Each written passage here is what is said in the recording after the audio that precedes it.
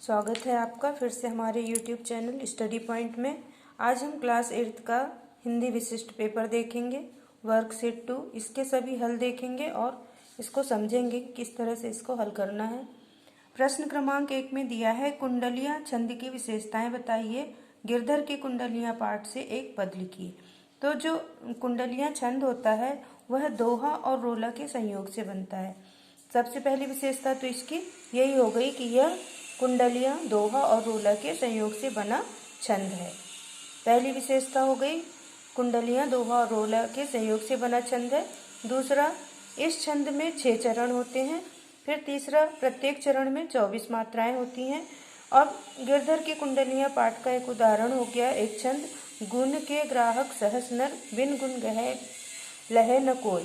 जैसे कागा कोकिला शब्द सुने सब कोय, शब्द सुने सब कोय कोकिला लगे सुहाए। तो आप इसको बुक से देख करके इस पूरे पद को आप यहाँ पर लिख लेंगे। इसके बाद है प्रश्न क्रमांक 2, निम्नलिखित पद्यांश को पढ़कर उसके नीचे लिखे प्रश्नों के उत्तर देना है। तो पद्यांश दिया है शांति का संदेश, ही हमने सदा जग को, अहिंसा का दिया उपदेश भी हमने सदा जग को। न इसका अर्थ हम पुरुषत्व का बलिदान कर देंगे, न इसका अर्थ हम नारीत्व का अपमान सह लेंगे। रहे इंसान चुप कैसे कि चरणाघात सहकर, अब जब उमड़ पड़ती धरा पर धूल जो लाचार सोई है। यह पंक्तियां भाषा भारती के पाठ मतलब कक्षा 8वीं के किस पाठ से ली गई है। सबसे पहला प्रश्न तो यही है कि ये जो पंक्तियां दी हुई हैं वो हमारी भाषा भारती के किस पाठ से ली गई हैं। तो ये पंक्तियां हमारी भाषा भारती के यह न समझो यह कि हिंदुस्तान की तलवार सोई है, इस पाठ से ली गई हैं। न समझो कि हिंदुस्तान की तलवार सोई है, इस पाठ से ली गई हैं। फिर प्रश्न क्रमांक 2 इसी पद्यांश का है, पुरुषत्व एवं नारीत्व के प्रयोग में त्व प्रत्यय शब्दांश की तरह 2 नए शब्द हैं, उसका वाक्य में प्रयोग करना है। तो पहला है घनत्व, जल का घनत्व 40 पर सबसे अधिक होता है। फिर उसका अपनत्व, परिवार के सदस्यों में अपनत्व होता है। तो ये 2 वाक्य आप लिखेंगे। इसके बाद है प्रश्न क्रमांक 3, उपरोक्त पद्यांश का भावार्थ अपने शब्दों में लिखना है। तो ये भावार्थ पूरा दिया हुआ है, हमने इसमें लिख करके आपके लिए कंप्लीट लिख करके दिए हैं इसका भावार्थ। तो आप इसको अच्छी तरह से देखेंगे, इसका स्क्रीनशॉट लें या फिर इसको पॉज करके वीडियो को आप इसको नोट कर सकते हैं। इसके बाद है, हमारे देश में प्रचलित विभिन्न संवत्सरों की सूची बनाइए और विक्रम संवत्सर के अनुसार महीनों के नाम लिखिए। तो आप इसको भी यहाँ से पूरा नोट कर लेंगे। विभिन्न संवत्सर हैं और जो विक्रम संवत के अनुसार जो महीने हैं उनके नाम आपको लिखना है। इसके बाद है, महेश्वर पाठ के आधार पर नीचे दिए गए प्रश्नों के उत्तर महेश्वर के महत्व के बारे में 1 या 2 वाक्य आपको लिखना है। तो ये जो प्रश्न है ये महेश्वर पाठ को आप पढ़ेंगे और इसमें जो उसका महत्व है, सबसे पहला उसका महेश्वर का पुरातात्विक महत्व क्या है। तो इसका देखेंगे, महेश्वर की स्थापना के बारे में पुराणों में उल्लेख मिलता है और होलकर राजाओं ने इसे महत्वपूर्ण स्थान दिया था। तो ये यहाँ पर इसका उत्तर हो जाता है। इसके बाद हम इसी तरह से अगले प्रश्न का उत्तर देखेंगे, पौराणिक महत्व। तो इसका जो अत्यंत गौरवशाली पौराणिक इतिहास होने के कारण ही देवी अहिल्या ने महेश्वर को अपनी राजधानी बनाया था। इसके बाद ऐतिहासिक महत्व भी इसी तरह से देखेंगे, इसको नोट कर लेंगे।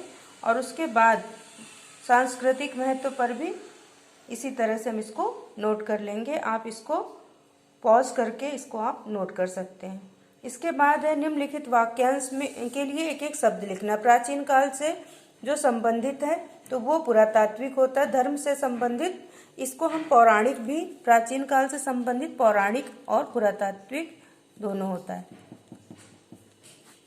फिर पुराणों से संबंधित पौराणिक होता है, तो आप इसको पुरातात्विक, प्राचीन काल से संबंधित पुरातात्विक, धर्म से संबंधित धार्मिक, संस्कृति से संबंधित सांस्कृतिक, इतिहास से संबंधित ऐतिहासिक और पुराणों से संबंधित पौराणिक। अब इसके बाद पथ भूल न जाना पथिक कहीं, पथ में कांटे तो होंगे ही, दुर्वादल सरितासर होंगे, सुंदर गिरिवन वापी होंगे, सुंदर सुंदर निर्झर होंगे। इस पद्यांश का जो भाव है उसको आप अपने शब्दों में नोट करेंगे, यहाँ पर लिखेंगे। तो ये पद्यांश आप ध्यानपूर्वक पढ़ेंगे और फिर इसको, ये पूरा हल इसका यहाँ पर दिया हुआ है, आप इसको पॉज करके आप इसको नोट कर सकते हैं या फिर आप इसका स्क्रीनशॉट ले करके भी लिख सकते हैं। इसके बाद अगला प्रश्न है, किन्हीं 10 प्रमुख योग आसनों की सूची बनाइए और विस्तार से उनके किसी एक के बारे में विस्तार से लिखिए। तो ये आपने सूर्य नमस्कार के भी पूरे 12 आसन किए हैं, पूरे आसन किए हैं। आप इसको यहाँ से लिख लेंगे और इनमें से भुजंग आसन का विस्तार से वर्णन हमने इसमें लिख दिए, आप इसको इस तरह से नोट कर लेंगे। इसके बाद है, अपनी हिंदी वर्णमाला में पढ़े जाने, आपने हिंदी वर्णमाला पढ़ी होगी, वर्णमाला को स्वयं उच्चारण करके देखो कि निम्नलिखित बिंदुओं के आधार पर उन्हें लिखने का फिर से प्रयास करना है। ऐसे वर्ण जो मूर्धा के आधार पर बोले जाते हैं।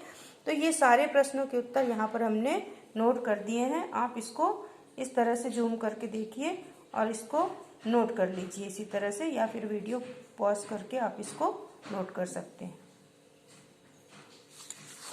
इसी तरह से इसके बाद फिर ये प्रोजेक्ट वर्क शुरू होता है। प्रोजेक्ट वर्क एक आइडिया के लिए हमने आपको यहाँ पर हल करके दे दिए हैं, इसको लिखना आपको खुद से चाहिए था।